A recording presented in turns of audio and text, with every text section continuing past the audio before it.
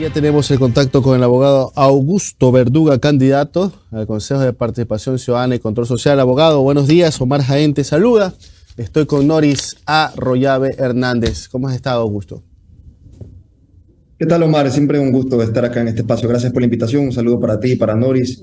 Siempre a su entera disposición para hablar de esta candidatura al Consejo de Participación Ciudadana. Augusto, ¿cómo avanza la campaña? Están recibiendo bastantes críticas ustedes, un grupo entre los que estás vos, por el tema del apoyo de la RC de una u otra manera, con retweets, con... Fundamental para la postulación al Consejo de Participación Ciudadana y Control Social fue tener un certificado de apoliticismo, expedido por el propio CNE. Esto da cuenta de que quien habla y los 45 candidatos que estamos ya en la recta final, no tenemos ningún vínculo con partido o movimiento político, no somos adherentes a movimientos y no somos afiliados a ningún partido político. Yo sí debo decir con mucha franqueza que a mí me parece muy bien, ¿no?, que Rafael Correa mire con buenos ojos esta candidatura. Eso no quiere decir que quien le habla tiene una hipoteca con este movimiento político. Cuando he tenido que ser frontal y muy crítico, ahí está en la hemeroteca, se la puede revisar, he sido inclusive bastante crítico con la Revolución Ciudadana, a propósito, por ejemplo, de la ley tributaria, ¿no?, cuando en su momento se abstuvieron de votar en la Asamblea Nacional. Entonces, si tenemos el favor popular, sépase con absoluta certeza que quien le habla va a estar fiscalizando la de verse un movimiento político, sino para ciudadanizar más ese consejo que ya está tan venido a menos precisamente por la injerencia de movimientos y partidos políticos que meten sus tentáculos en esta entidad que debe ser de la ciudadanía.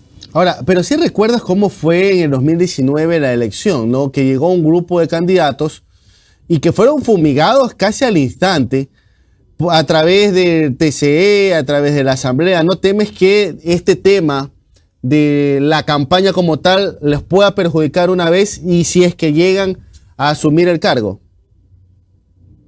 Esa es la posibilidad intranquilizadora, Omar, de vivir en un país que no tiene un Estado de Derecho, con un gobierno que es capaz de cualquier cosa.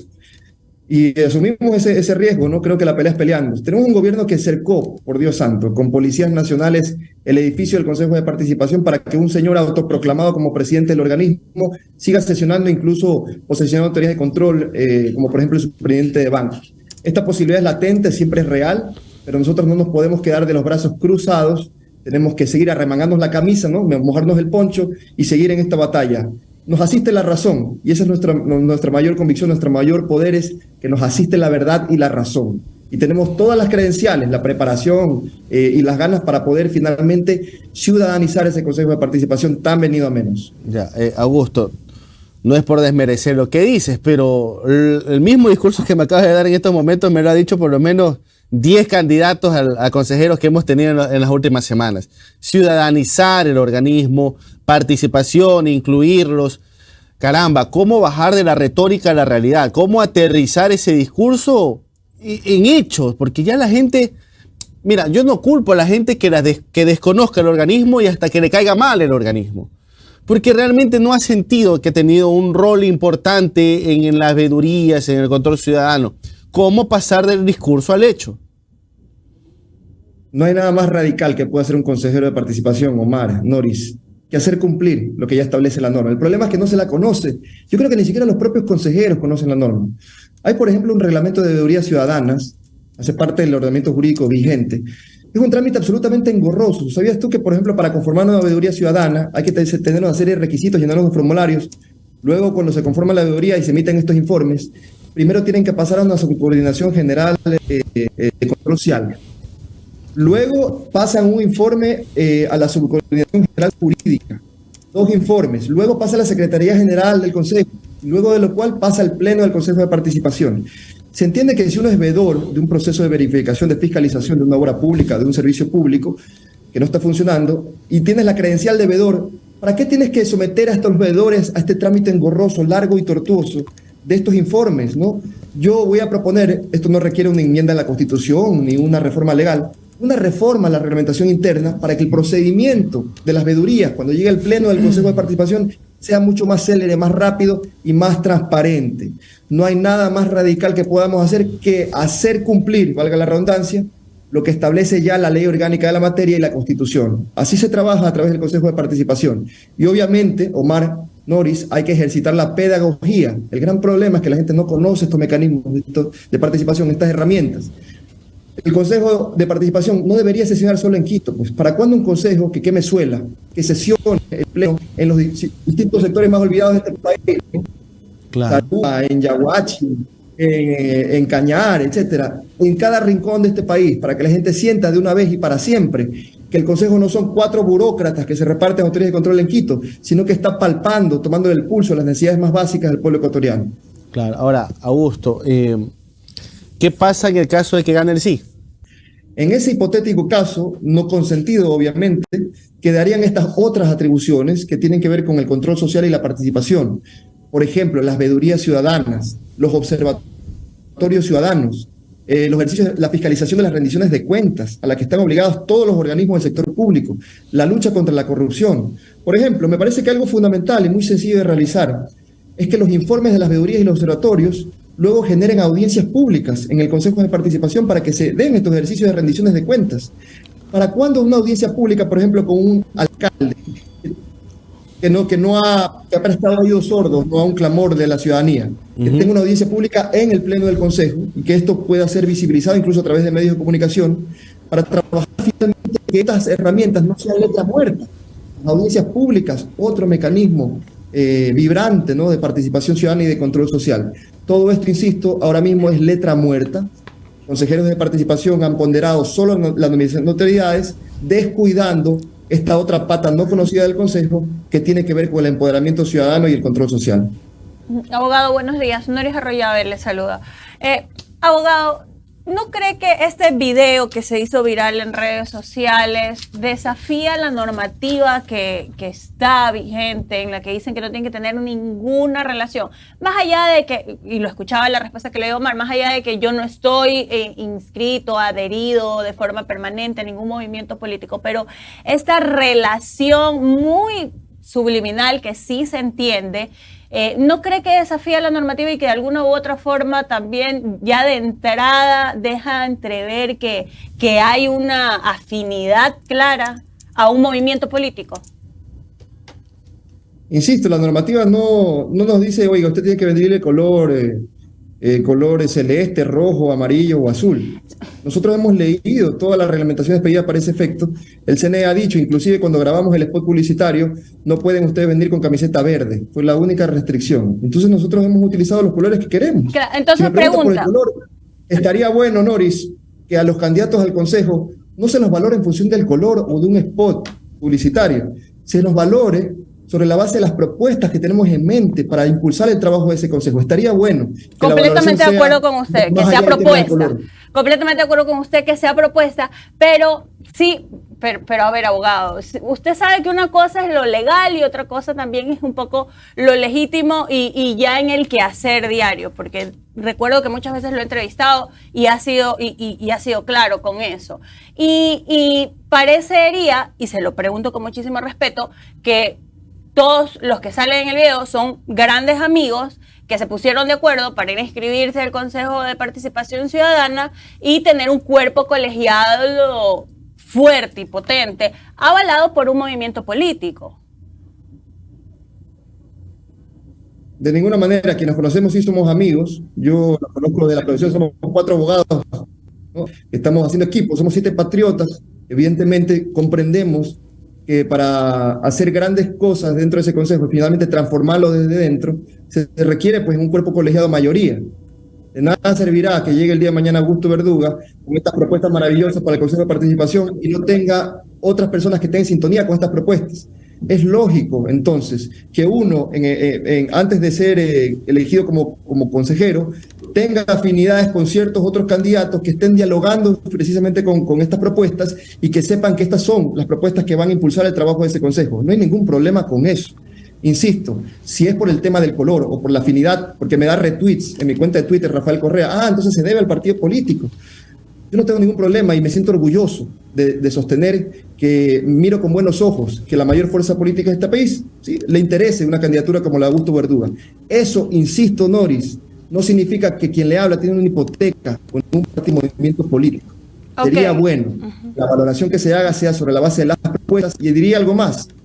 la trayectoria de los candidatos, ¿no? Porque muchos se prometen en el fragor de las campañas políticas, y ahí está la hemeroteca, ustedes lo pueden revisar, la trayectoria y el recorrido que hemos tenido en el servicio público y como activistas sociales en la sociedad civil son nuestra mejor carta de presentación para ir a desentar de una vez y para siempre ese consejo tan venido a menos. Ok, abogado, y las propuestas que se les presenta a la ciudadanía pueden ser increíbles, pero luego cuando llegan al Consejo, ¿qué posibilidad hay de que sean ejecutables realmente?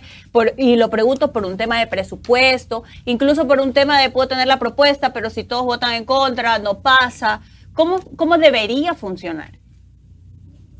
Ese también, por eso le digo, esa es la posibilidad latente, ¿no? De no tener mayoría en el Consejo de Participación. Por eso mi interés profundo de que con estos 7 patriotas, con los que coincidimos en las propuestas, coincidimos en que un mal Consejo de Participación destruyó este país, ¿no?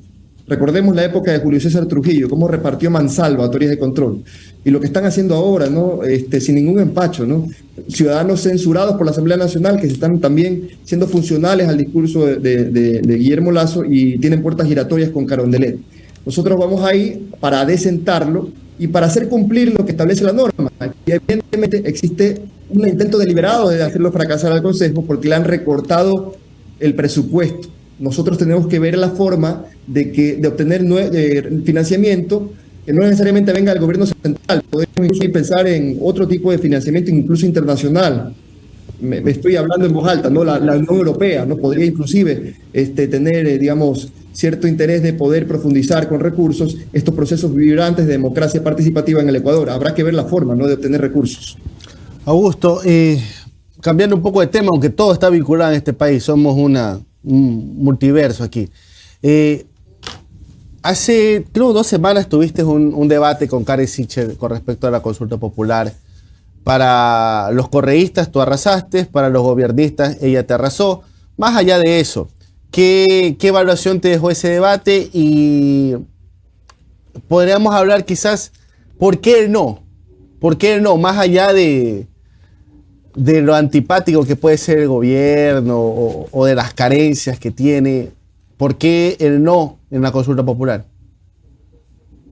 Porque es una monumental venta de humo, Omar. Bien, yo me he leído las 347 páginas que envió el Gobierno Nacional a la Corte Constitucional para el examen de constitucionalidad. En todas y cada una de ellas hay una trampa. Y nos podemos aquí sentar 2 horas a hablar de cada una de las preguntas y en todas vamos a identificar una trampa. Lo que está detrás, el condumio de esa consulta popular, es apoderarse de las autoridades de control. Si uno revisa la letra chiquita del anexo, la pregunta 6, allí se establece que el presidente tiene 180 días para enviar un proyecto de ley a la Asamblea que haga operativa esta enmienda a la Constitución, luego de lo cual la Asamblea tiene 365 días más para aprobarlo. Vamos haciendo números, ¿verdad? Ahí tenemos ya 1 año y medio. Con posibilidad de prórroga, dice el anexo, de 90 días más. Sigamos sumando, 1 año y 9 meses.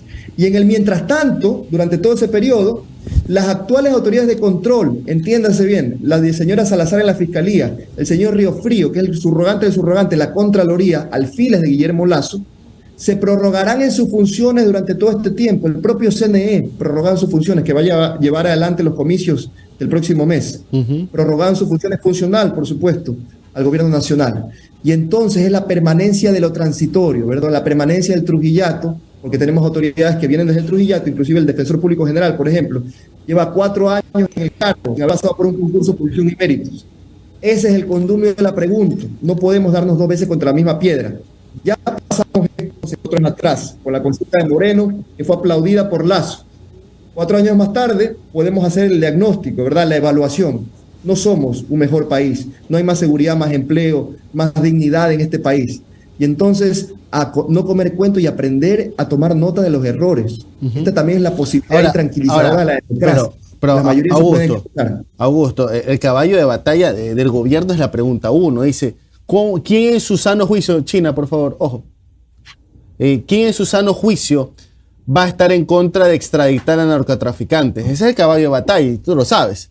¿Cómo se le puede responder a esa posición? Con la extradición no se van a extraditar a los homicidas. En el 2022 tuvimos 4.000 muertes violentas, 2021 2.500. Los homicidas se quedan en el Ecuador.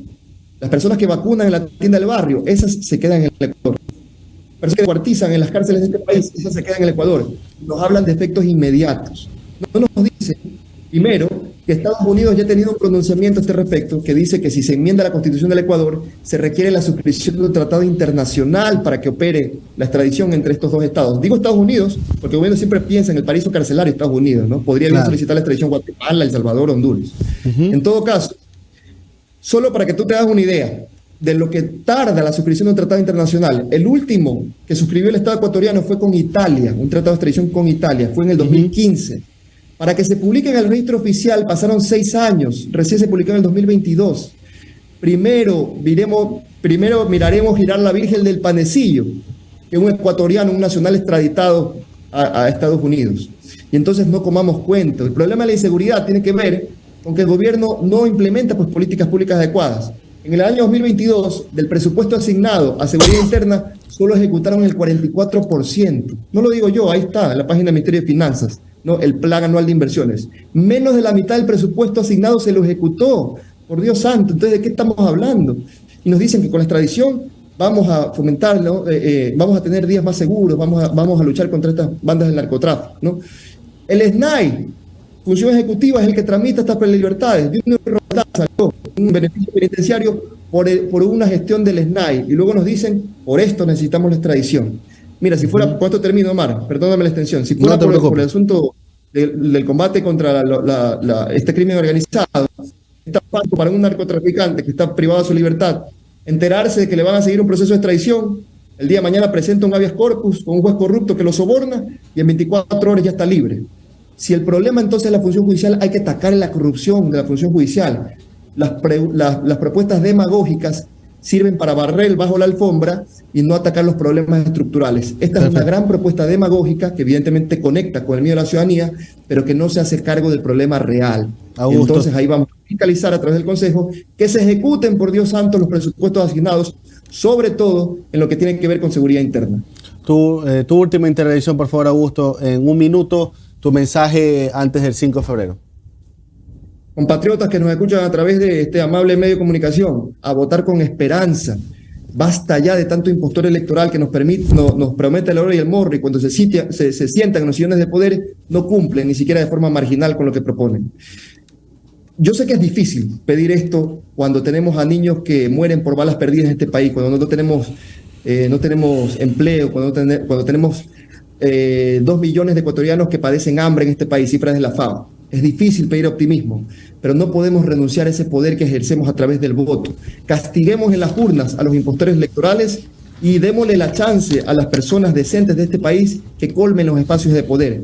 Démosle la oportunidad también a los jóvenes, ¿no?, de poder adecentar finalmente la política en este país.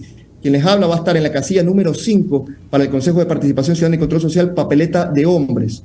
No vengo acá a hacerme famoso ni a estar por el poder.